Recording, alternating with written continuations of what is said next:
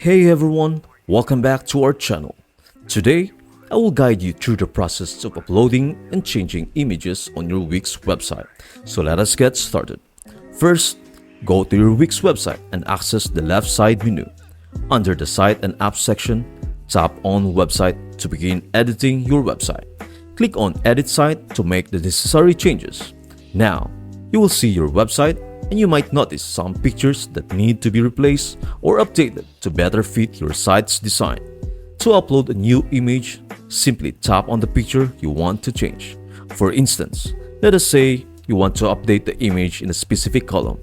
Tap on the image, then click on Change Column Background. A selection menu will appear, allowing you to choose a new picture. You have various options here. You can upload your own media or select images from your computer.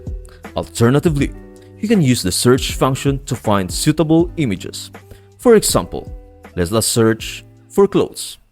Once you find an image you like, tap on it and then click on Change Background. If necessary, you can edit the photo further. For instance, you might want to crop it to center the focus. Just click on Crop and Resize. Adjust the image as needed, and then click on Save. That's it! You have successfully changed the image on your Wix website.